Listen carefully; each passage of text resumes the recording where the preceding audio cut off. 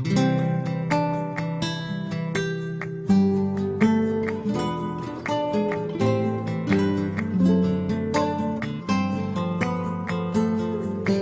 lo superficial, cambia también lo profundo. Hola queridos amigos del programa En Esto Creo.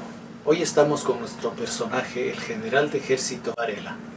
Él se desempeña actualmente como coordinador de programas de maestría de la Universidad de las Américas. Fabián Varela inició su carrera militar a los 15 años y con dedicación y empeño fue ascendiendo hasta llegar al rango de general y ocupando el cargo de jefe del Comando Conjunto de Fuerzas Armadas.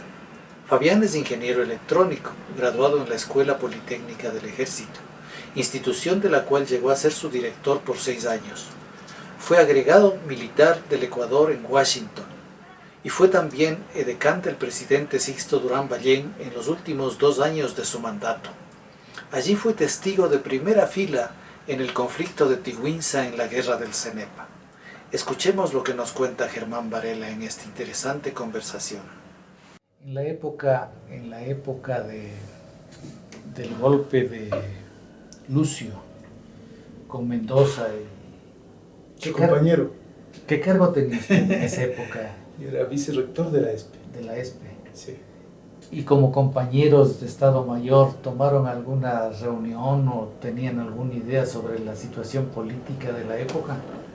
Bueno, yo siempre he sido pegado a la Constitución y al respeto de la democracia. Sí, ese ha sido mi lineamiento siempre. Pero los compañeros se reunían a analizar temas constitucionales o políticos del momento cuando ocurrió lo del golpe de... ¿Pero antes o después, dice usted? ¿O antes o después del golpe de Mendoza? Ajá. Bueno, una ocasión me acuerdo que fue el general Sandoval allá a la ESPE a conversar sobre... Pero no pasó a más, ¿no? Escuché los criterios de los oficiales, de cómo está la situación del país y creo que hasta ahí llegó ese tema. En la formación que recibieron ustedes como oficiales de Estado Mayor, ¿les dieron enfoques políticos de Ecuador? Claro, siempre dan. Muy fuertes. Pero de las promociones en las que usted estuvo, ¿no salió algún grupo cohesionado como para hacer algún compromiso? No. Y decir, si nos va mal, nosotros vamos a tomar una posición dura. Yo creo que no se manejan así ya en el interior de los cuarteles, ¿no? Creo que no. Porque Gutiérrez era... Yo conocí extraoficialmente que en el curso de Estado Mayor Conjunto había ciertos pronunciamientos del coronel Gutiérrez en esa época. Pero yo no hice el curso con él, ¿no? Interesante. Bueno, general, ahora sí podemos empezar la entrevista. ¿Cuál va a ser el contexto, la idea? El contexto más o menos es... ¿Solo son temas institucionales? No. ¿Cuál es la idea? La idea es usted como un personaje que vio la historia del Ecuador en las 4 últimas décadas. Ya. Ajá. Ha sido testigo de la historia. El Ecuador en estas 4 décadas de petróleo fundamentalmente ha cambiado terriblemente. Así es. En vialidad, en salud, Sí. en educación, en servicios públicos en general, y la infraestructura del país ha mejorado y se ha cambiado casi totalmente. Claro. Son 40 años de transformaciones y de cambios. Si nosotros pudiéramos dividir la historia en etapas, o como usted prefiera dividirlas, o políticas o cronológicas de décadas. ¿Ya? Entonces empecemos así, pues primero el gran contexto. Claro, esa es la idea. Vamos aterrizando en el país. A partir de su formación de oficial en el colegio militar o en la escuela militar, una primera década o un primer periodo político y luego los siguientes. Ajá. Eso así puede ser, ¿cierto? Y luego aterrizamos en las partes, en las preguntas que usted tenga institucionales al final. En las cosas puntuales de las épocas que usted ha vivido. Puede ser así, ¿no es cierto? Bien. ¿Usted se graduó en el colegio militar en Quito? ¿Ya empezamos? ¿O claro, todavía? no, estamos empezando. Estamos filmando un poco. pero esto no es oficial todavía. No, es una conversación que va a ser Conversación editada. previa. Sí, así es. Ah, o sea, ¿ahorita ya estamos en el aire Sí, o estamos en el aire. o empezamos desde Estamos este en el instante? aire. Ahorita estamos. Claro, las partes no relevantes las vamos cortando y las vamos editando. O arranquemos desde Claro. ahora mejor. En la época que Me usted parece. terminó el colegio militar y los años inmediatamente siguientes, ¿qué fue lo más relevante o que usted se acuerde así de importante que ocurrió en el país? Bueno, yo ingresé al colegio militar en el año 1971. Ahí estudié por 5 años y pude alcanzar el grado de oficial como subteniente, ¿no? Pero básicamente sería bueno remontarnos un poquito a la situación, me gustaría, ¿no? Por ejemplo, yo considero que en el siglo anterior la Segunda Guerra Mundial constituyó un ícono muy fundamental en el desarrollo de la humanidad. Usted sabe que marcó desafíos importantes, proyecciones importantes, tanto Bueno, sociales, y se dio el inicio de la económicas. Guerra Fría Claro, que marcó al mundo por Claro, casi 40 años. claro, social, proyecciones sociales, económicas, políticas y tecnológicas también, ¿no? Así fue. Eso hizo pues que se divida el mundo y marque la bipolaridad. Usted sabe que Rusia, por ejemplo, estableció una economía centralizada, planificada. Los famosos planes quinquenales de la Claro. Unión Soviética. Ajá. No así la otra parte, Estados Unidos, estableció una economía de libre mercado. Sin embargo, la Unión Soviética le sobrepasó a los Estados Unidos y al libre mercado en una buena época. Fueron los primeros en lanzar un hombre al espacio, los primeros en lanzar un satélite al espacio. Claro, claro. Cuando sube Kennedy es cuando reaccionan y se ponen, digamos, eléctricos porque se dan cuenta que están atrasados. Exactamente, ¿no es cierto? Esos son, yo creo que son las variaciones, los péndulos de cada una de las generaciones, de las épocas, de los modelos que han sido establecidos, ¿no? No podemos decir que, ¿Usted recuerda de esa época episodios importantes de la Guerra Fría? claro, como por ejemplo, usted sabe que aquí en América se estableció el panamericanismo, por ejemplo, como una doctrina, ¿no? Usted ve que en la Primera Guerra Mundial los países de América prácticamente no se pronunciaban, fueron totalmente neutrales, no así en la Segunda Guerra, y a partir de eso ya empezaron a tomar un protagonismo especial, ¿no? En la Segunda Guerra le ganamos la guerra a Alemania, pues el Ecuador le declaró la guerra a Alemania y le ganó la guerra. Así fue. Sin embargo, pues usted sabe que con la política de Kennedy, como usted dice, la política de Reagan también, y el derrocamiento del muro de Berlín de los fines de los años 80, pues marcó nuevamente otro sistema, ¿no? Y marcó a Estados Unidos, estableció como la primera potencia mundial. Pero en esa época, los años 70, que usted vivió subteniente y teniente, a ver, usted entró al 71 al colegio militar, Sí. se graduó en el 76, Sí. fue subteniente hasta el 80, Y así más o sucesivamente. menos, ¿no es cierto? Sí. Esa primera época de juventud, que es una época de despertar y como quien dice, uno empieza a ubicarse en la vida. ¿Cómo veía usted al Ecuador? Bueno, usted sabe que en la década de los 70 justamente apareció el petróleo en el Ecuador, ¿verdad? Cayó Velasco. Cayó Velasco en su quinto mandato, subió el general Rodríguez Lara, se encontró petróleo en el Ecuador.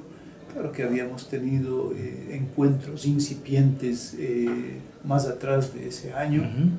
Sin embargo, pues la década de los 70 considero yo que marca un quiebre muy importante para el país. Usted sabe que antes de los años 70 nuestro país era de los más atrasados de América, ¿no? Y con el encuentro de petróleo Nosotros pasamos a ubicarnos más o menos en el intermedio de los países porque esos recursos fueron utilizados para desarrollar justamente servicios, vialidad, infraestructura de salud y generación de empleo, muchas transformaciones que se dieron a través En la de formación eso. de oficial que usted tenía, ¿analizaban algo de eso?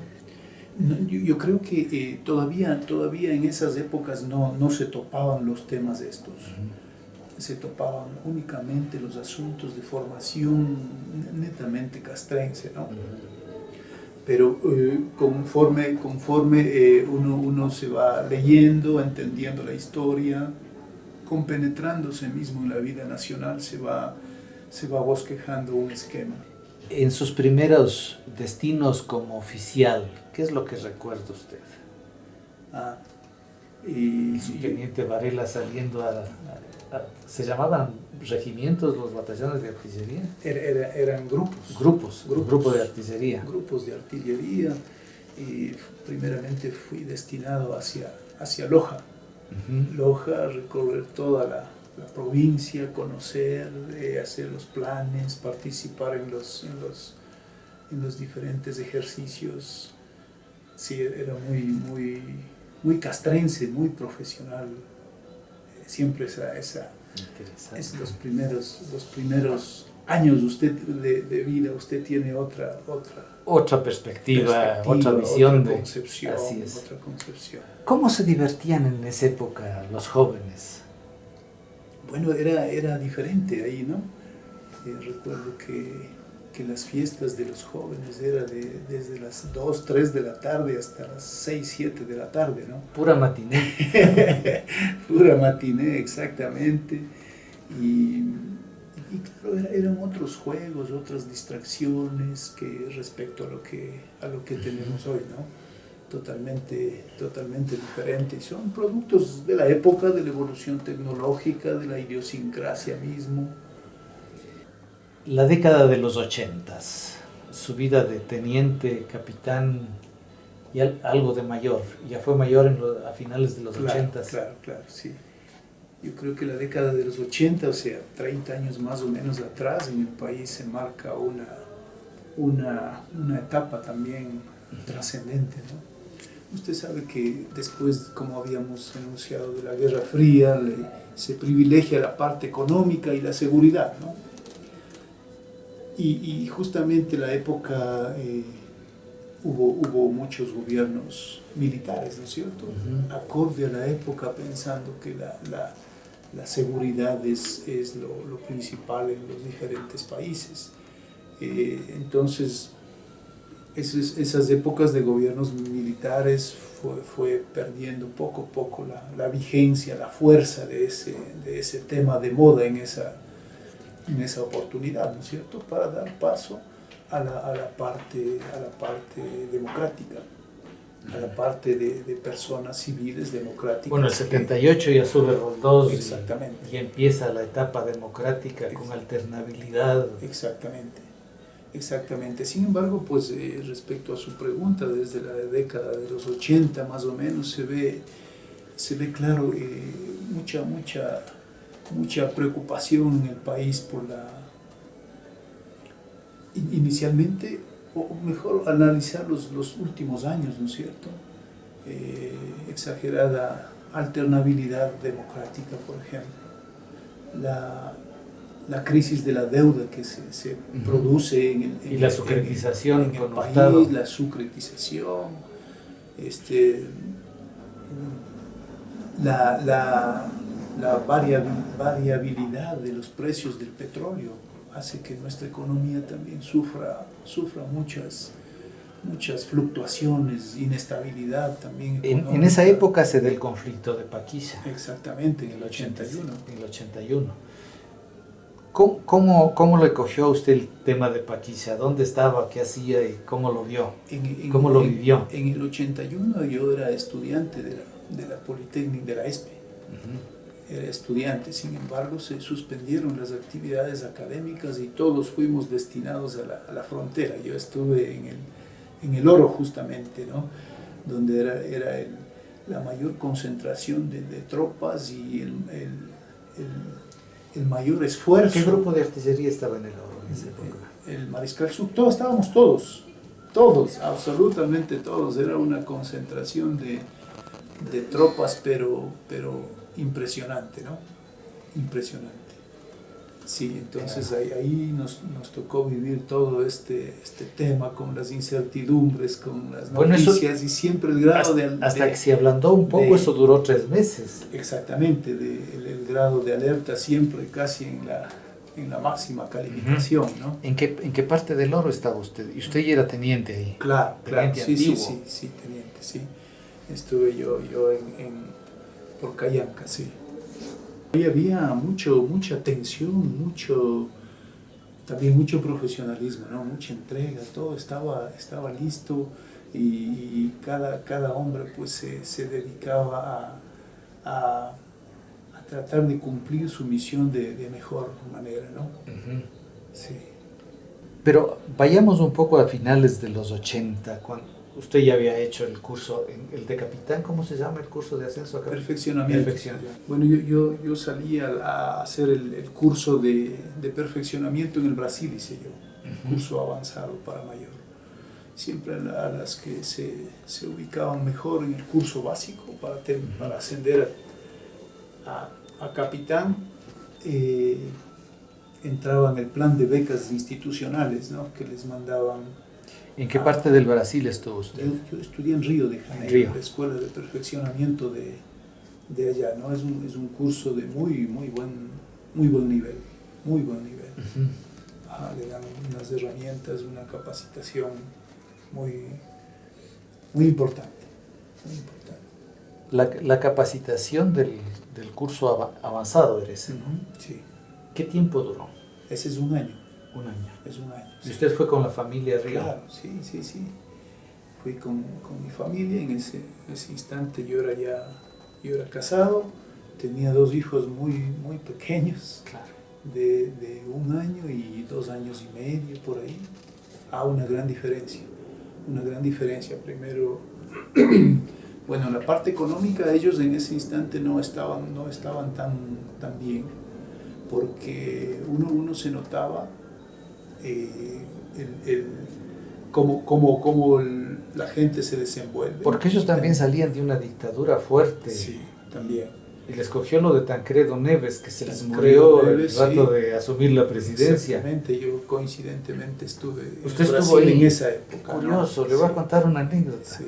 Yo aterricé en Sao Paulo el día que murió Tancredo Neves. Ajá. Y tenía que hacer transbordo, pero se declaró duelo nacional. Claro. Y se paró todo, y me quedé varado en Sao Paulo 5 días. Ajá. Pero 5 días en un Sao Paulo muerto. Claro. Estaba todo cerrado. Claro. Y yo hospedado. Así fue. Y yo hospedado en el hotel. Sí. Y el hotel solo tenía funcionando la cafetería, y no había transporte, no había nada. Como que 5 días viendo a Sao Paulo como Quito en domingo tarde. Claro. Exactamente. Qué curioso. Sí. También, claro, en cambio, en equipamiento, en capacidades, en tecnología, claro, se comparaba uno con nuestra institución de acá. Ellos estaban mucho más adelante, ¿no? Uh-huh. Mucho más adelante en capacidades mismo para cumplimiento de misiones. ¿Y ahí ya les dieron alguna visión geoestratégica? Sí. Empieza poco a poco a introducir el tema de este tipo de conocimiento, ¿no es cierto?, de geoestratégico, sí, empieza ya.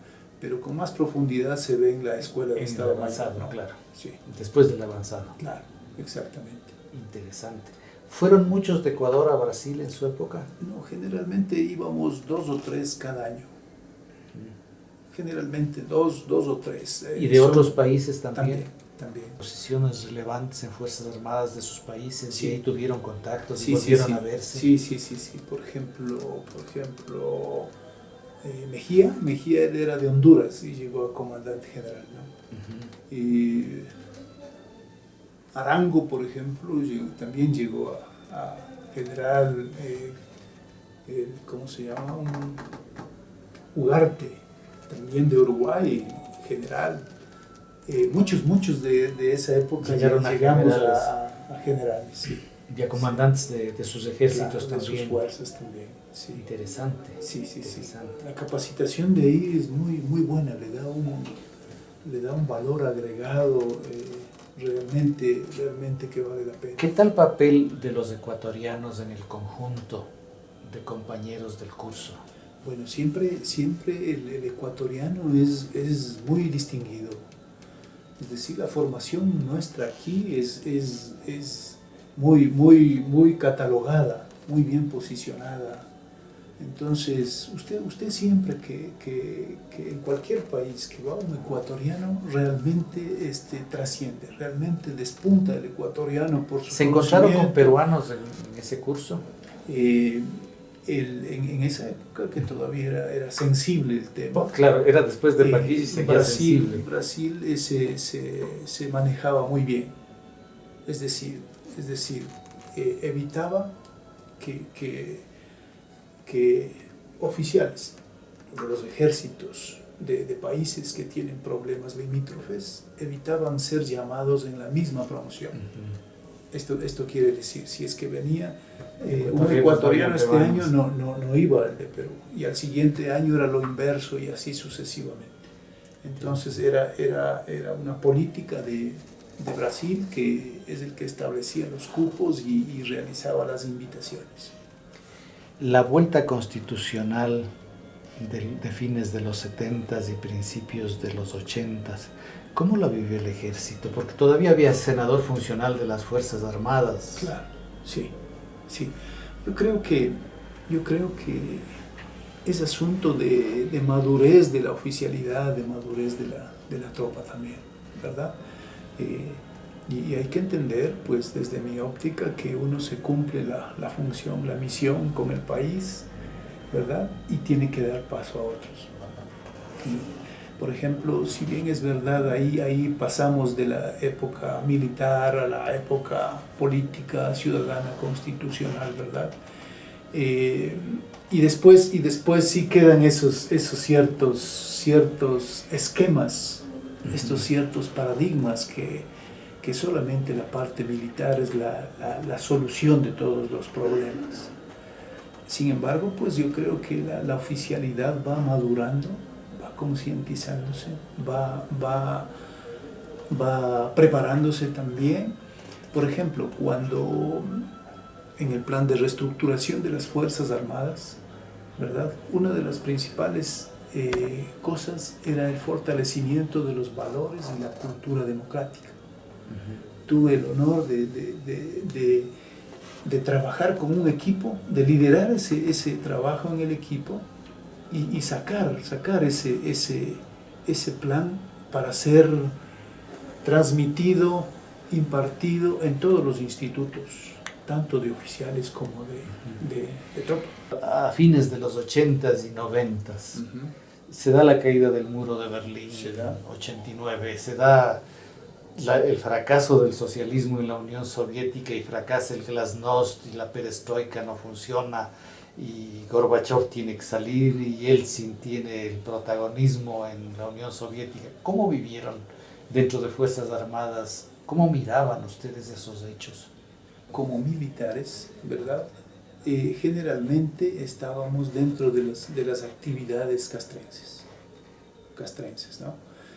Pero siempre con expectativa también de la parte geopolítica mundial, como es lógico, ¿no? Usted sabe que antes establecieron Alianza para el Progreso y tanto tipo de cooperación y colaboración, ¿no es cierto? Sin embargo, pues considero que esa transición, cuando fue declarado Estados Unidos la potencia hegemónica mundial, pues sí tiene repercusiones en todos los países definitivamente, ¿no? Porque se habría, por ejemplo, más cooperación para cursos, para capacitación, para cualquier tipo de cooperación con Estados Unidos. Y desde ahí pues como que entra el paradigma y el formato de que claro, más capacitada, más oportunidad había con ese eje que con el otro. finales de los 80s. ¿Usted salió del país con alguna asignación militar? Claro. Sí, yo salí de agregado militar, ¿dice Sí. usted? Sí, claro, sí, agregado militar. A Estados Unidos yo cumplí la misión allá en Estados Unidos. Ya. ¿Eso fue en qué años? Durante un año. Ya estamos terminando la época de los 90, estamos en el 2000. En el 2000. Sí. Algo muy interesante, ¿no? Aunque muy corto en realidad, un año es muy corto para trabajar, para desencadenar esfuerzos. Sí sería bueno destacar en el país, por ejemplo, el conflicto del 81 que ya pasamos también, que genera desfases económicos al país, ¿no? Luego tenemos que podríamos citar la inundación del 83, por ejemplo. El fenómeno del Niño fue también de una trascendencia muy importante para el país en 1983, el fenómeno del Niño, ¿no? Hay desabastecimientos de alimentos. Pero más grave que el fenómeno del Niño es el fenómeno Bucaram en Guayaquil y el desorden de Guayaquil en los 80s. Ajá. Porque le acaba de desbaratar, el Niño le inunda y Bucaram lo desbarata.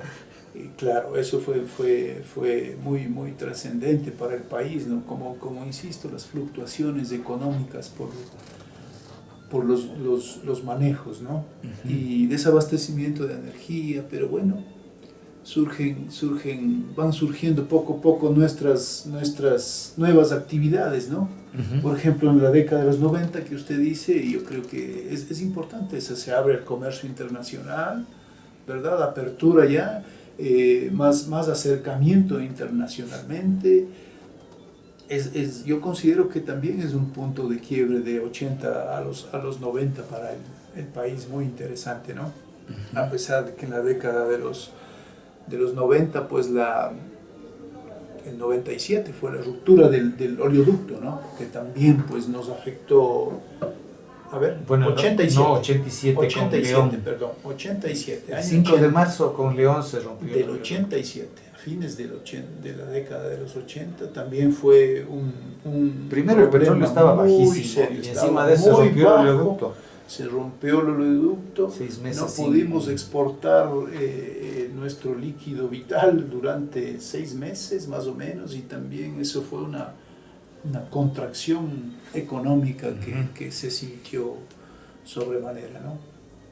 El 87, cuando pasó el tema de Taura, ¿qué opinaban Fuerzas Armadas? El episodio del Sambo Colorado y Fran Vargas Pasos y el taurazo cuando le tomaron preso a León. Claro. Yo creo que hay esos eran rezagos de la parte de gobiernos militares y paradigmas y formatos que se guardaban todavía, ¿no?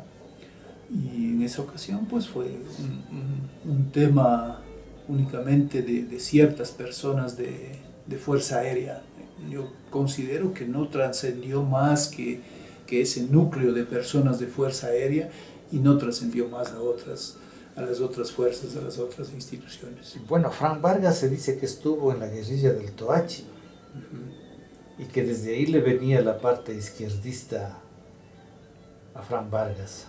Uh-huh. Desde luego él era muchacho de 17 años cuando ocurrió la guerrilla del Toachi. Claro. Y claro, ya la época del taurazo le coge con el grado de general. Claro, comandante de Fuerza Comandante Aérea. De la Fuerza Aérea, le coge con... de Fuerza Aérea, sí. Y no se olvida de sus épocas de revolución centroizquierdista. Sí, yo creo que todas las ideologías son muy respetables, a mí me gusta respetar profundamente, ¿no? Lo que a lo mejor sí siempre es bueno analizar, ver si es que nosotros con el uniforme queremos materializar esas ideas a cambio de otras cosas, ¿verdad? Lo más sano para mí desde mi punto de vista es dejar el uniforme y ahí dar dar atención o dar prioridad a sus enfoques políticos e ideológicos. En los 90 el tema de Tiwinsa, ¿cómo lo vivió usted? ¿Y dónde estaba? Yo tuve la suerte, la oportunidad de estar en el más alto nivel del manejo del conflicto de la guerra, ¿no? Yo fui edecán del presidente. En el 95, y en la época del presidente Durán Ballén, ni un paso atrás.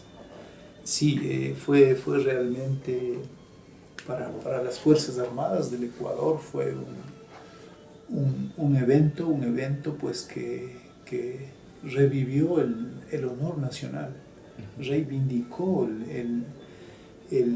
el honor, el tipo de soldados profesionales que tiene el Ecuador. Sin embargo, algún grupo de oficiales consideraba que cedimos mucho en Tiwinsa, que podíamos haber tenido un papel más agresivo y quizá de mayor presencia para reivindicar los derechos del divorcio un acuerdo, aquel que no llegó a aclararse bien nunca. Bueno, consideramos que hay diferentes actores en todo Estado, ¿no? En todo Estado. Yo creo que las Fuerzas Armadas, como hombres uniformados, como hombres profesionales, cumplimos totalmente a cabalidad con las responsabilidades sin lugar a dudas. Sin embargo, pues otras partes integrantes del Estado también que tienen sus papeles protagónicos, ven y actúan conforme a las ideas, y siempre yo considero para hacer lo mejor por nuestro país, ¿no? Usted ya era teniente coronel en esa época. Claro, sí. Pues a él le tocó una época muy dura, porque eso sumó el problema de la Josefina. Josefina, y claro, ahí en la época de la guerra el presidente era muy cerebral, su madurez le daba la sapiencia necesaria para manejar el tema, ¿no? ¿Con quién consultaba Sixto en la época del conflicto con el Perú? No, siempre estaba ahí el Comando Conjunto, el Alto Mando Militar, el canciller, hubo un despliegue de esfuerzos de todo el país. Pero tenía contactos con el exterior, con otros presidentes, por ejemplo. Sí, claro, tenía contactos, hizo la gira esa relámpago. Eso le iba a preguntar, ¿y usted acompañó la gira relámpago? Sí, yo acompañé. ¿A cuál de los presidentes lo vio con mayor simpatía por el problema de Ecuador? A todos, yo creo que todos fueron muy receptivos, escucharon con mucha atención. Yo creo que todos recibimos atención de todos los países, y eso fue muy bueno para el Ecuador, ¿no? Fue una maniobra estratégica muy importante y muy rápida, muy oportuna. ¿Tenía usted alguna consigna de Fuerzas Armadas cuando era decán con relación a la presencia de Fuerzas Armadas para apoyarle o para algún rato observarle si es que Sixto habría tomado alguna decisión equivocada, o solo era el papel de decán de apoyo? Bueno, yo nunca recibí un lineamiento en ese sentido del mando militar. No recibí nunca un lineamiento en ese sentido de estar atento a ese tipo de reacciones. Pero sin embargo, como edecán también tenía contactos con el mando y le pedían algunos informes. Bueno, eso es normal. Es normal, totalmente normal, pero dentro del profesionalismo, de la seriedad de las funciones del mando militar y edecán del presidente, ¿no? Sin llegar a traslapes.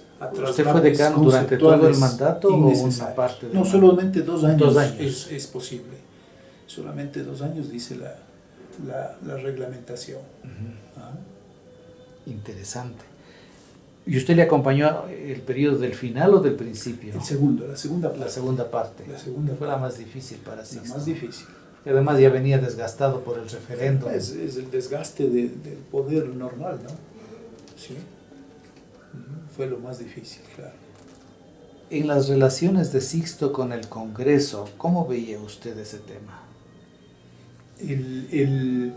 Bueno, generalmente nosotros cumplíamos las funciones como edecanes y no en temas políticos prácticamente no. Es mejor no dar ninguna opinión, porque claro, la parte política... Bueno, en aquella época no cabría, pero ahora sí podemos hablar algo de eso, ¿no es cierto? Entonces, yo considero que cada presidente gana las elecciones en las urnas y tiene todo el derecho de hacer su proyecto político, su proyecto político que el pueblo le encomienda, ¿no? Y el pueblo, pues, es el único juez que puede... ¿Intervenían mucho las hijas de Sixto en el gobierno de Sixto? Alicia y su hermana. Bueno, Alicia era ayudante ahí del presidente. Era su asistente personal. Su asistente personal, sí, era su asistente personal del presidente, ¿no? ¿Qué tanta capacidad tenía ella para influir en asuntos nacionales? No le veía que entraba, más era dedicada a la asistencia del presidente. Sí. ¿Y el conflicto Flores de Miel? ¿Cómo lo vivió usted? ¿Qué opinión tiene de eso? Bueno, son asuntos, fue por el asunto del crédito y todo eso, Flores y Miel, ¿no? Yo creo que como parte mismo de la vida republicana, de la vida democrática, los políticos siempre en la mira, no solamente de la prensa, no solamente, sino de la sociedad en general, ¿no? Y claro, yo sí comparto con la idea de que la prensa pues debe sacar absolutamente todas las cosas, y qué mejor oportunidad para los políticos para aclarar sus posiciones, su actuación, su derrotero político mismo. En la época de la ESPE de ingreso y en la época de salida, ¿cuáles son los cambios importantes que usted vio y participó? Bueno, en la ESPE, en la educación. Sí, yo considero pues que la Escuela Técnica de Ingenieros nació claro, como la vieja escuela de técnica de ingenieros, etcétera, artilleros, ingenieros, fue cambiando de nombre. Al momento ya tiene alrededor de 90 años esa universidad, ¿no? Pero yo creo que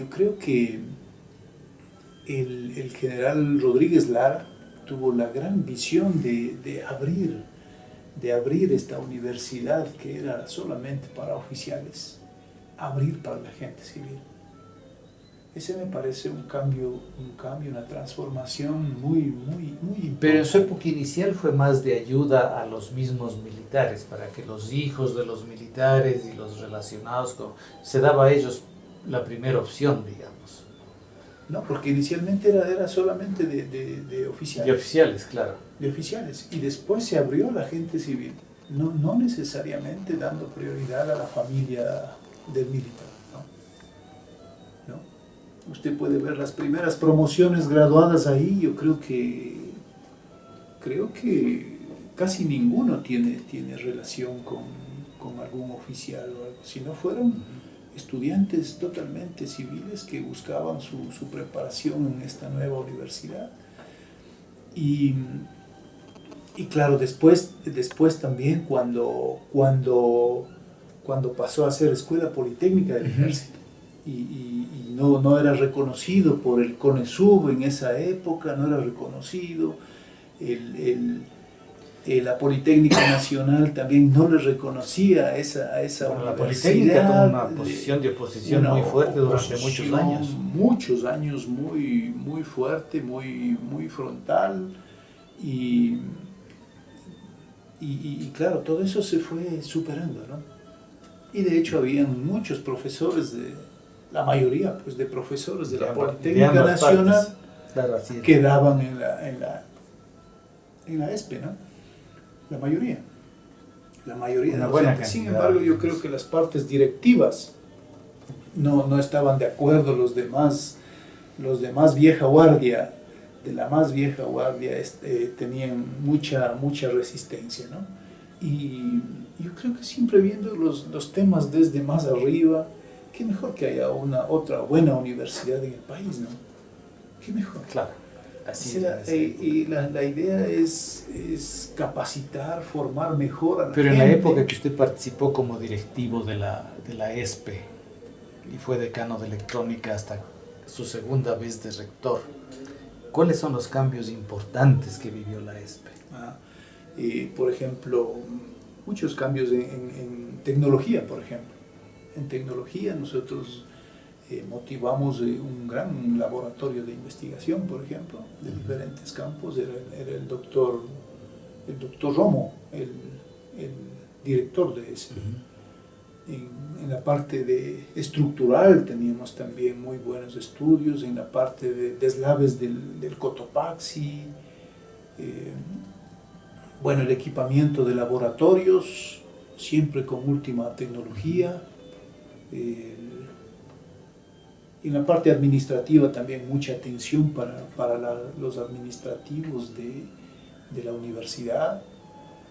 Se hizo una biblioteca, en esa época la top biblioteca del país, ya introduciendo libros digitales y todo eso. Una biblioteca donde eso fue muy interesante esa anécdota, ¿no? Cuando yo estaba dirigiendo una reunión y recibo una nota de la secretaria indicando que afuera estaba una persona, un oficial que me buscaba. Y este oficial yo le identificaba muy bien porque él estuvo en la explosión de la Balbina. Y él quedó después no vidente. Entonces él llegó justo a esa reunión donde yo estaba tratando la biblioteca. Fue tan oportuno eso, porque eso nos abrió la idea para hacer también una sección para no videntes. Y ahí creamos esa sección para no videntes. Ellos tienen todos los libros en braille y todo eso, ¿no? Y la infraestructura, el ascensor, las facilidades, etc.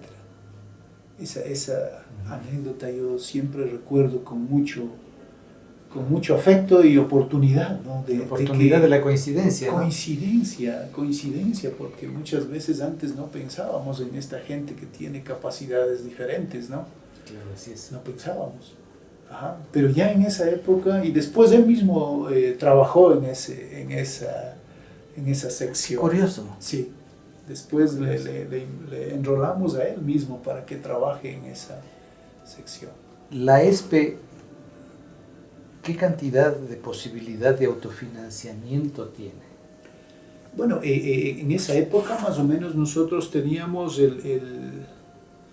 entre el 60 y 40% de autogestión y de ayuda del Estado. Ajá. Y claro, la autogestión era el cobro de pensiones, de matrículas, de investigaciones. Y donación del impuesto a la renta también había en esa época. Había ciertas donaciones, empresas que le realizaban de ese modo, pero así más o menos se estructuraba el presupuesto, ¿no? Ajá. Interesante, muy interesante. ¿Cuántos estudiantes tenía la ESPE en esa época? En esa época tenía... De la época que empezó a la época que usted salió. Claro, sí. En volumen total. Sí, en los creo que 6 años, 7 años que estuve ahí, más o menos desde 14.000 a 20.000 el rato que yo salía, ¿no? 20.000 alumnos ya es muy... Es una población estudiantil muy significativa, claro. Muy importante y teníamos como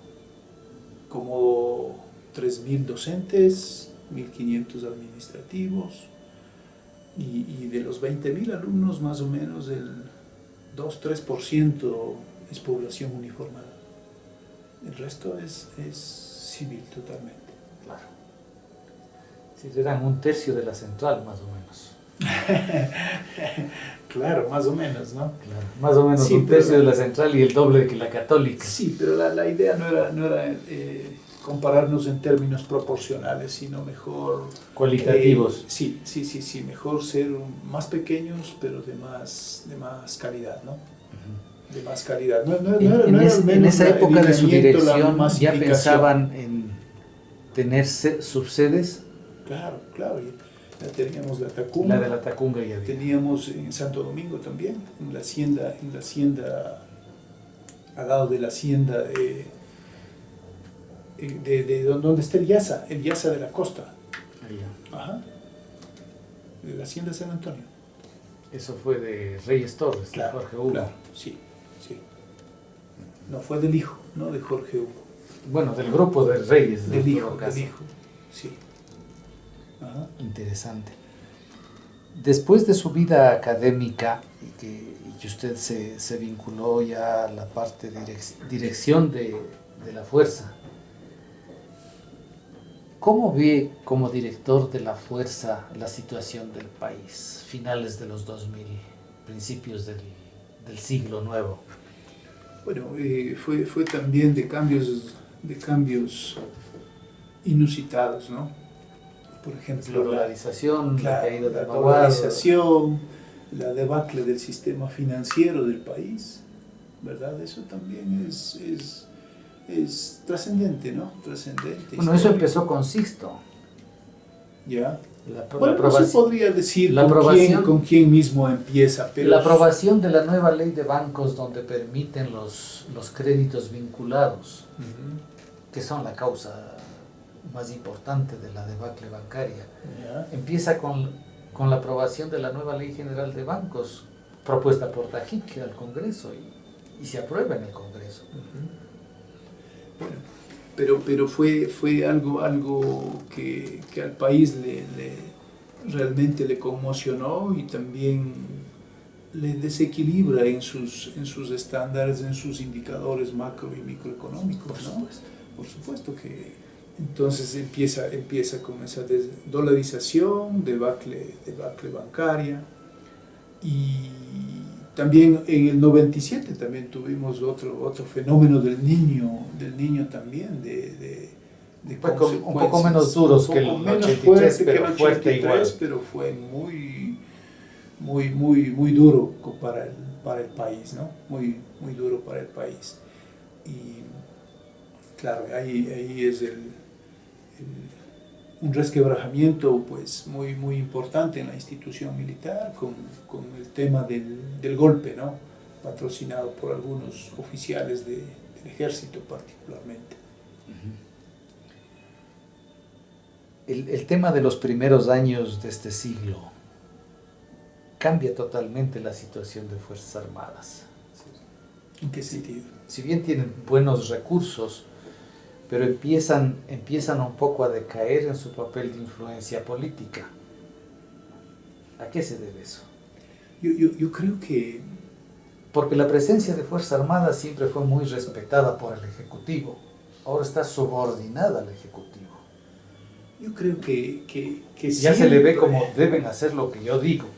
Sí. Antes era consultémosles a ver qué opinan. Ajá. Bueno, yo pensaría que el tema de protagonismo, el tema de tutela de la democracia de Fuerzas Armadas, hay que ponerle en sus verdaderos andariveles, ¿verdad? En sus verdaderos andariveles. Por ejemplo, se me ocurre, herencia de la parte militar, ¿no es cierto? Herencia. Que una persona de Fuerzas Armadas esté en todos los directorios de los ministerios y directorios, ¿cómo le ve a ustedes? Es bueno. Bueno, si están preparados, por supuesto que es bueno. Si están preparados, ¿no es cierto? Siempre tener una persona que yo creo que todos estamos velando por el interés del país, ¿no es cierto? Pero después, poco a poco, debe ir saneándose eso, ¿verdad? ¿Qué hace un militar, un representante militar en los correos del Ecuador? Pero yo creo que Petroecuador, por ejemplo, es muy importante. Bueno, estamos poniendo varios ejemplos, ¿no? Claro, de ferrocarriles del Estado De ferrocarriles y así algunas cosas, ¿no es cierto? Entonces lo mejor es depurar, que la parte política pues haga su rol, la parte castrense que se dedique a su parte profesional. Pero si la parte castrense es un apoyo de la parte política. Siempre, y viceversa también. Yo creo que todas las instituciones del Estado son importantes, complementarias en un país, en un esfuerzo mancomunado para sacar al país. Que ninguna institución pretenda destruir a la otra para sobresalir ni nada, no es competencia, ni protagonismo, ni notoriedad. Es cuestión de cooperación, de unir esfuerzos para solucionar problemas. El tema Lucio Gutiérrez, ¿cómo lo vivieron las Fuerzas Armadas? Bueno, usted sabe muy bien que luego de ese 21 de enero del 2000, ¿no? 2000. Del 2000, yo creo que sí resquebrajó la parte estructural fundamental de las Fuerzas Armadas, particularmente del ejército, ¿no? Del ejército, que claro, hubo posiciones, hubo divisiones, hubo conceptos, hubo ideologías que salían de la parte... Y Antón y Moncayo tenían una posición muy fuerte. De la parte profesional. Claro, así es. De la parte profesional, ¿no? Pero ¿tenían razón en tener la posición que tenían? El caso de Moncayo y Antón, por ejemplo. Bueno, como digo, cada quien tiene su madurez institucional, profesional y su posición, ideologías políticas que son respetables y son parte de la historia, ¿no? Y son parte de la historia. Jugarse, no jugarse, evaluar más estratégicamente. Hay muchas situaciones y muchas presiones, muchas variables que convergen en un instante determinado de la vida nacional, ¿no? Y para mí todas son respetables. ¿Ustedes analizaban la posición política de Palacio? De Palacio vicepresidente, no del Palacio de Gobierno. Ajá. Sí. Porque no era muy afín a la del presidente tampoco. Ajá. Sí, yo considero pues que los mandos en esa época pues tratarían más cercanamente esos temas, ¿no? Yo en esa época era coronel. Pero ya era un coronel de antigüedad también. No tanto, un poco nuevo era. Sí. Ajá, porque usted sabe que hay diferentes tipos de reuniones, ¿no? Claro. Diferentes tipos de reuniones con las diferentes jerarquías y funciones que tienen en la institución. Claro, el Consejo de Generales delega a que hablen con los grupos subalternos, digamos. Exactamente. ¿Recibían ustedes un feedback de lo que estaba pasando y no les pedían opiniones? No. Solamente como en una ocasión recibimos una visita de un oficial general ahí en la ESPE, en una ocasión para conversar cómo está el tema y claro, ahí ya se escucharon posiciones que más o menos se definían, ¿no? Siempre mi posición ha sido el respeto a la democracia, el respeto a la voluntad popular, el respeto al mandante que está de turno, ¿no? Y que le toca cumplir su función, su papel, hacer lo mejor para el país en el periodo que le corresponde. Uh-huh. Yo así me manifesté en esa reunión muy clara y contundentemente. Uh-huh. ¿Cuáles eran las otras posiciones de sus compañeros? Bueno, se escuchaban diferentes ideas, ¿no? Porque era un conversatorio nada más.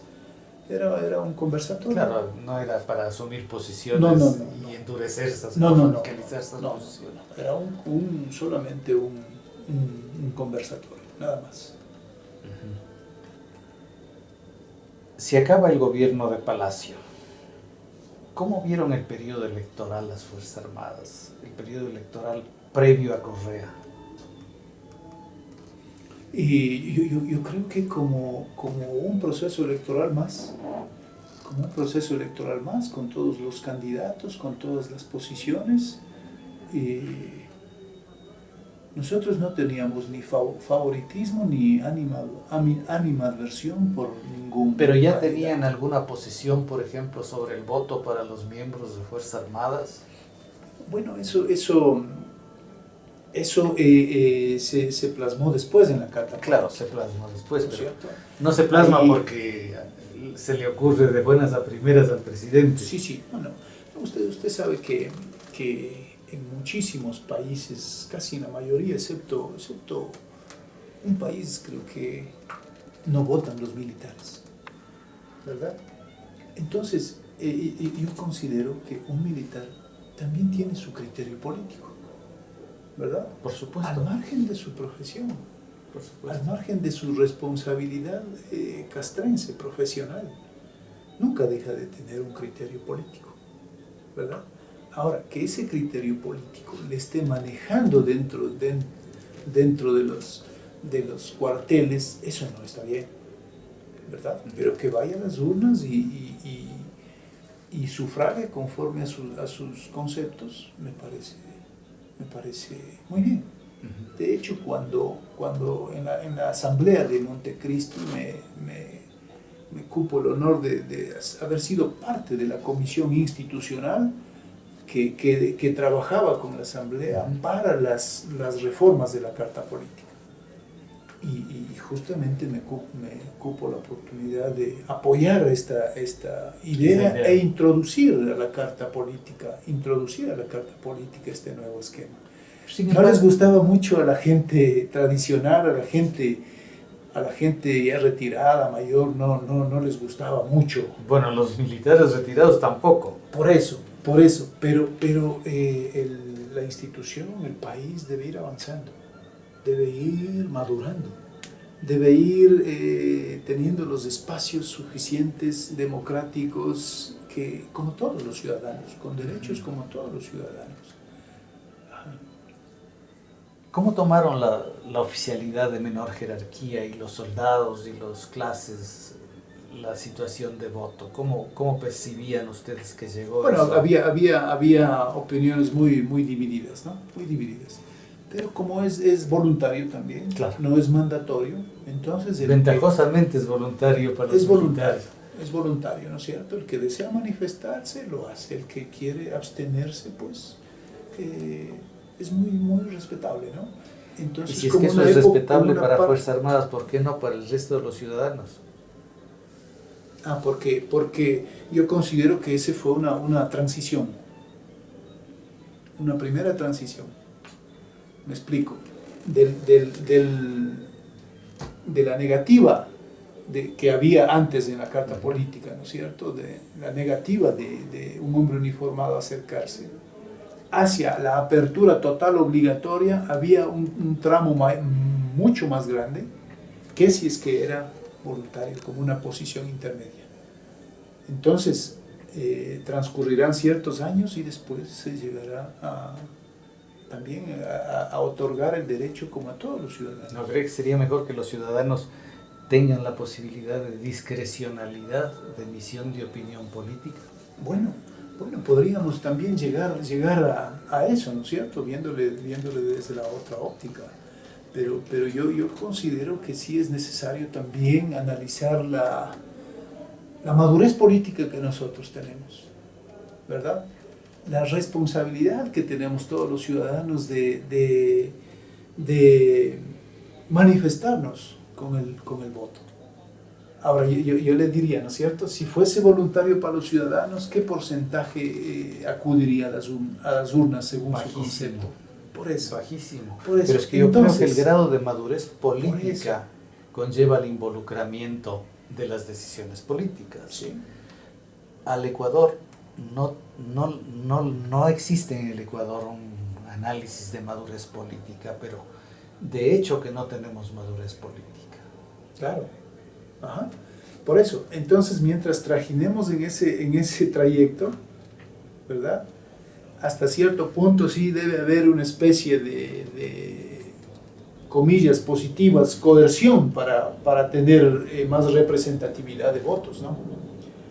Porque en caso contrario, la sociedad a lo mejor La percibiría... sociedad requeriría desarrollar con mayor eficiencia partidos políticos para que los partidos sean los gestores de eso, Claro. más que la obligatoriedad legal. Sí, ese es visto desde el punto de vista ideal, ¿no? Claro, Desde así- el punto así de debería vista ser. ideal está perfecto, pero Esta constitución está matando a los partidos políticos. Y Es decir, respecto- le está exhumando. y respecto a la parte real, entonces hay un trecho que es diferente, ¿no? Es diferente. Qué bueno sería llegar a lo ideal que usted plantea. Ojalá que lleguemos algún Algún rato, vamos por ese derrotero. La ¿no? evolución de la educación hace que las personas se vayan involucrando políticamente. A más educación, mayor conocimiento y quizá compromiso político como actores políticos. Porque este rato en las universidades no se ve una conciencia política de los participantes, de los estudiantes. Más hay una conciencia socioeconómica que les mueve a titularse, más que una conciencia política de participación por un medio en el cual ellos van a trabajar, Sí. que es el medio social general, Claro. donde interviene la política fuertemente y Así es. y las decisiones gubernamentales afectan a todo el conglomerado social. Ujú. Sí, se ha visto últimamente en el país eso, ¿no? Ese divorcio con la parte política, como que a mí no me llegan los problemas de mi país, como que yo no debo pronunciarme ante Como eso. que yo no soy parte del Como que problema. no soy parte definitivamente. del El problema es del problema, ¿no? gobierno, no mío. Y se nota en todos los ámbitos, en universidades, en la sociedad mismo, en la sociedad. ¿Cómo le ve a la UDLA en el concierto de universidades y ante las posibilidades de desarrollo del país? La UDLA, usted sabe, ha tenido un crecimiento muy importante, ¿no es cierto? Desde el año 1995 creo que fue creada la universidad, ¿no? 94, 95, ¿verdad? Yo creo que ha tenido un crecimiento muy importante. Pero como yo siempre manifiesto, el crecimiento no es tan importante si no va acompañado de la calidad, ¿no es cierto?, de educación que se les da a la gente. Yo creo que poco a poco la UDLA ha ido posicionándose en un lugar en el ranking universitario del país importante también, ¿no? Y usted sabe, pertenece a la red internacional ORE, de eso le da un gran soporte también por los convenios, por los acuerdos, por la facilidad de pasantías, de intercambio de docentes, etc. Y también el equipamiento, que las inversiones en equipamiento que se hacen en laboratorios, en investigación también está muy bien catalogada, con investigaciones en genética, por ejemplo, en economía. Y yo creo que la juventud del país sí ve como una buena oportunidad ingresar aquí a la universidad, ¿no? La universidad, por lo pronto, está en profesionalizantes, de modo que sea una contribución para el país en sus diferentes áreas, dando un soporte más profundo en ciertas áreas, ¿verdad? Como le digo, después la siguiente etapa será pasar a maestrías de investigación. Pero dentro de la Eso misma formación complementa. profesionalizante hay una posibilidad de investigación. Sí. Y para desarrollar una tesis profesional de un cuarto nivel, hace falta niveles básicos de investigación, tanto cualitativa como cuantitativa. Sí. Como usted dice, hacen falta, pero realmente ese todavía sería un nivel incipiente de investigación, ¿no? Porque es una investigación para un trabajo profesionalizante. Pero diferente. Es que habrán áreas preferidas, diría yo. Privilegiadas. No, yo más que privilegiadas, preferidas, ¿Ya? para orientarse hacia ellas. Ajá. ¿Qué sé yo? de investigaciones moleculares. A lo mejor no nos interesa mucho cuanto de investigaciones sociales. O no nos interesan las investigaciones sociales, más nos interesan un tipo de investigaciones farmacológicas, médicas. Entonces, habrán preferencias de institutos académicos con los cuales nosotros podemos complementarnos y quizás hacer un frente de desarrollo más profundo y más sólido con otros. Sí, yo creo que las realidades del país poco a poco nos van orientando a enfocar los esfuerzos, ¿no? Enfocar los esfuerzos, sin querer decir que esto es o no es importante. Todo es importante conforme las líneas de investigación de la universidad, en qué quiere hacerse fuerte, en qué quiere privilegiar sus esfuerzos, ahí sí cabe el término, ¿no? Privilegiar sus esfuerzos. En base a eso, pues, tendremos el crecimiento, la orientación y la mirada hacia esos objetivos. Cuéntenos, general, en el área de educación y tecnología, estos 40 años de transformaciones, ¿cómo los ha vivido y qué importancia nos deja para que podamos después recordarla? Bueno, yo creo que en el campo de educación el país ha crecido considerablemente. No lo que esperaríamos, pero yo creo que ha habido un esfuerzo, ¿no? Por ejemplo, en la década de los 50, uno de cada 100 habitantes tenía educación superior, ¿verdad? Ahora pues es mucho más, ¿no? El analfabetismo en los años a mediados del siglo era el 50%. Ahora estamos en un porcentaje de una cifra, ¿verdad? Entonces eso yo creo que va transformando al país, nos va haciendo una mejor sociedad, ¿no? Y claro, el apoyo tecnológico es trascendente ahora, ¿no? Es muy trascendente, que nos hace ver las cosas, las realidades de diferente manera, ¿no? Si quien no está en tecnología no está en nada ahora. Claro, por ejemplo, por aquí tenía unas notas de los asuntos tecnológicos, ¿no? Por ejemplo, dice la cámara digital, ¿verdad? ¿Cuándo fue la última vez que usted tomó con un rollo Kodak unas fotos? ¿Verdad? Y ahora casi no tomamos ni con digital, porque estamos tomando con estas. Estamos tomando con estas, ¿no? Y por ejemplo, el internet, Google, la conexión Wi-Fi, la realidad virtual, que es un apoyo importantísimo para la educación. Y ese sistema de Photoshop que uno le arreglan y le dejan totalmente transformer, ¿no? El touch screen en las pantallas. Aquí he notado algunas cosas que, para no olvidarme, estoy apoyando esto. Las redes sociales, Facebook, Twitter, ¿verdad? El uso del tiempo libre ha cambiado también en la gente, las industrias. Operaciones con robots, ¿verdad? Tema de equipos de resonancia magnética. La medicina se ha transformado totalmente. Imagínense que ya casi no le opera a un médico, sino a un robot, ¿verdad? Así es. La telefonía celular, el GPS. Antes nosotros con esas brújulas nomás íbamos tratando de orientarse. Ahora el GPS le da exactamente, ¿no?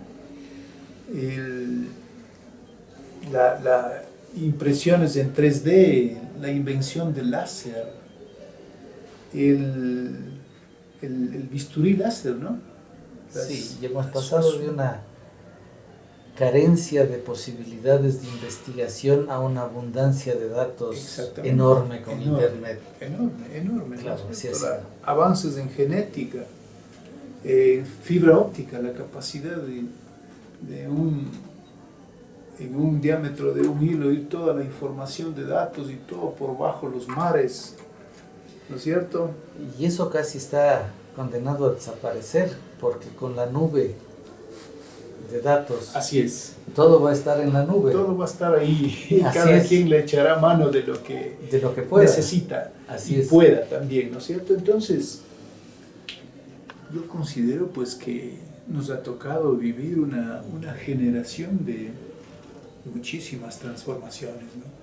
Muchísimas transformaciones positivas. Y claro, por ejemplo, el deterioro del ambiente, el cambio climático, también eso es lamentable, ¿no? Por la elevadísima discrecionalidad de la explotación de los recursos y depredación de selvas y todo eso, ¿no? O sea, hay partes positivas y también partes que preocupan, ¿no? Sin duda el crecimiento es bueno, pero el crecimiento tan grande no haría que estas mega sociedades sean un poco difíciles de gobernar. El Quito de 500.000 habitantes se acabó, solo es un recuerdo. Ahora Cuenca es de 500.000. A un Quito de 2,5 millones en crecimiento, donde las posibilidades de crecimiento siguen siendo tan grandes que en 10 o 15 años vamos a hacer el doble. ¿Cómo manejar una ciudad de 5 millones? Bueno, yo creo que el sistema de transporte debe mejorar, el sistema de... Yo creo que también cada uno debemos tratar de ser mejores ciudadanos. Usted ve que la familia, por ejemplo, ha cambiado también, ¿no? Sí, de la patriarcal a la familia nuclear. Exactamente, de la Ha sido un parte cambio preponderante total. del varón. Usted sabe, en el siglo anterior la mujer solo educaba a los hijos, estaba en la casa y todo eso. Ahora es diferente, ¿no? Los derechos de hombre, mujer, el enrolamiento de la mujer en la parte productiva, política, social del país es diferente, ¿no? Pero yo considero que fundamentalmente cada uno debemos ser y tratar de ser mejores ciudadanos, más responsables, más comprometidos con nuestro desarrollo nacional, tener no ser únicamente un ente pasivo, sino colaborar, meterse en los problemas, tratar de solucionarlos, ¿no? Sí, alguna cosa problemática que usted haya vivido, ¿cuál habría sido en estos 40 años? Lo más difícil que le haya tocado afrontar. Bueno, las decisiones cuando fui jefe del comando conjunto, ¿no? Hay muchas decisiones que toca tomarlas, afrontarlas y claro, entender que usted está ahí para defender la parte institucional.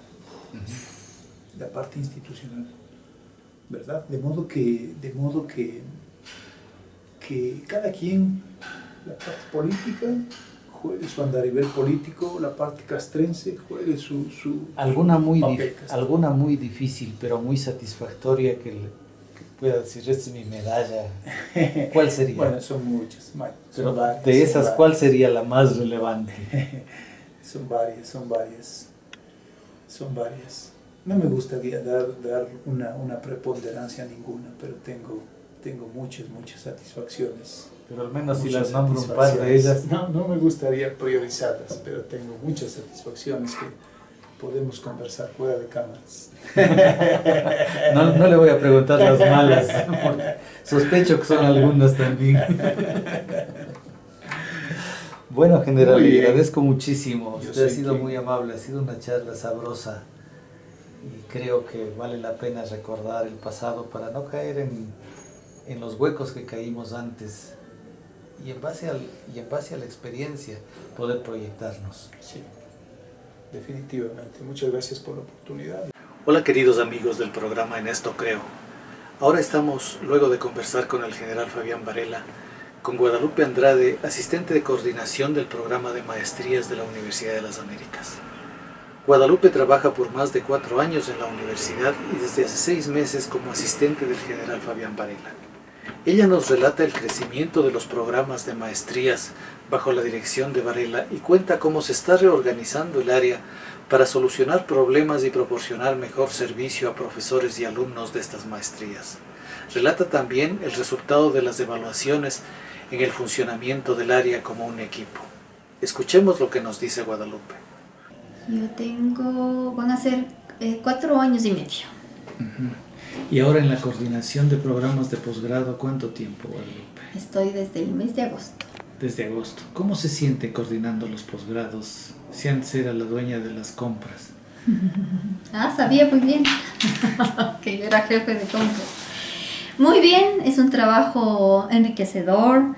Me encanta mucho trabajar con los alumnos, con los maestrantes, poderles solucionar los problemas que tienen, cada uno personalizado. Es un trabajo diferente al que hacía, totalmente. Y lo cual me ha dado un crecimiento personal, me ha gustado mucho. ¿Qué tan grande es el área de posgrados de la universidad, en alumnos, en profesores, en programas? Estamos creciendo, ahora contamos con 7 programas, más o menos hay 2 o 3 programas. DIRCOM, que es el más conocido en el exterior, cuenta ahorita estamos ahorita en la 7ª promoción. Y el otro año está planificado abrir una promoción, pero con 2 paralelos. Entonces estamos hablando de 60 alumnos por cada promoción y cada programa. Entonces está creciendo bastante. Una de las más acogidas es DIRCOM y sistemas y operaciones. Y MBA, ¿no? Tiene también bastante acogida MBA. ¿Cómo son los convenios con profesores extranjeros o con universidades extranjeras para que vengan a los posgrados? La universidad tiene convenios de universidad a universidad. Entonces, de acuerdo al convenio que se ha firmado académicamente, de acuerdo a la malla que tiene cada programa, se planifica el cronograma con los docentes extranjeros, lo cual enriquece la malla, ¿no? La malla, el momento que se tiene convenios, por ejemplo, MBA tiene un convenio con el IEDE. Eso es lo que atrae realmente a los maestrantes, ¿no? Y se está pues logrando, yo sé que, no sé si se ha firmado o no, un convenio, me parece que ya se firmó con el IEDE Chile, porque antes era también con España, ahora es con Chile. Y están ahora involucrados tanto maestría de operaciones como de sistemas. Asimismo, vienen profesores del exterior. El trabajo de dirección con Germán Varela es un trabajo bastante minucioso. ¿Con Fabián Varela. ¿Qué tan a gusto se siente usted trabajando en ese tipo de trabajo? Me gusta mucho, en realidad. Últimamente se está haciendo digamos, no reorganizando, pero organizando todas las áreas, coordinando tanto las aulas, coordinando las mallas, para darle un mejor servicio al maestrante, ¿no? Para que se sienta. Entonces, con él estamos tratando de que tanto infraestructura como el tema académico estén más contentos los maestrantes, ¿no? ¿Y cómo es la relación entre la dirección de los posgrados y los coordinadores de posgrados? Bueno, tenemos una relación directa porque generalmente tenemos reuniones semanales y planteamos pues nuestras inquietudes para poder solucionar y casi siempre se soluciona rápido los problemas, casi siempre depende, porque dependen a veces de otras áreas, ¿no? Entonces tenemos, por ejemplo, cada mes reuniones con directores, entonces también tenemos el apoyo de todos los directores. ¿Y en las reuniones interviene también la rectoría de la universidad? No, solo es a nivel de dirección, de cada director. Pues cada programa tiene su director y con su coordinador, ¿no es cierto? Entonces, tengo entendido que es más directo con el vicerrector, el director. El director Fabián Varela tiene directamente las reuniones con el vicerrector. Con el vicerrector. Exactamente. Bueno, Entonces, el vicerrector lleva toda la parte académica de la toda la universidad. parte académica, entonces es el que transfiere todas las inquietudes o lo que necesiten. El vicerrector nos comunica a través de él, pero directamente nosotros no tenemos una reunión con el vicerrector, que sería la cabeza de nosotros realmente, ¿no? Si usted tuviera que calificar con 2 adjetivos la relación con Fabián Varela, ¿cómo la calificaría? Yo la veo excelente, muy buena, sí, se lleva muy bien. ¿Y para usted qué es lo más difícil en la coordinación? La infraestructura es demasiado, hemos crecido demasiado rápido. Se nos complica atender bien a los maestrantes en tema de infraestructura. No tenemos aulas realmente previstas que deben ser para maestrías, ¿no? Compartimos aulas todavía con pregrado, que nos dificulta realmente atender bien al maestrante, ¿no? Ese es lo más grave que nosotros pasamos ahora. Y bueno, y hay cosas como recién entramos al sistema del SAES, entonces hay que limar un montón de cosas porque estábamos fuera del SAES, pero por eso, bueno, eso habían decidido en el mes de abril, creo, por ahí. Yo empecé a trabajar en agosto y estamos todavía puliendo muchas cosas. Pero la administración es igual a pregrado en cuanto a asistencias, controles y... Pero no estamos incluidos, nunca estuvo incluido posgrado. Entonces tomó el vicerrector la decisión y dijo, hoy entran como pregrado maestrías. Entonces estamos en ese proceso, ¿no? O sea, siempre tratando de mejorar y mejorar. Y que es fundamental que estemos en el mismo proceso. ¿Qué opiniones ha oído usted de los maestrantes sobre la calidad de las maestrías de la UDLA? Nosotros hacemos una evaluación terminando cada módulo. Como coordinadora general yo tengo la facilidad de poder ver sus evaluaciones. Hay bastante aceptación, la gente le gusta mucho, módulo tras módulo, ¿no? De los maestrantes. Yo muy poco he visto este profesor no estuvo bien o algo así. Y no solo hablo de la maestría que yo coordino, sino en general. Entonces, me parece que ese es uno de los éxitos realmente, tener buenos profesores. ¿Cómo podría ser el área de maestrías para que los pregradistas vean la mejor opción, la maestría de la UDLA? Como todo el mundo, yo creería, tiene que ser marketing, ¿no? O sea, y darles un poquito el conocimiento a ellos, qué es lo que se está haciendo, porque es lo que me ha pasado a mí cuando yo trabajaba en adquisiciones. Sé que había una maestría, pero no sé cuál es el contenido, qué son las mallas, ¿sí? Y eso debe pasar a pregrado, me imagino. Ellos saben que hay maestrías, pero no sé si podrán ellos tener o el tiempo, el acceso, el interés, digamos, de buscar realmente esa es lo que yo quiero seguir. Bien, Guadalupe, yo le agradezco esto. Bueno, espero que le haya servido un poquito. No, sí sirve, no sirve.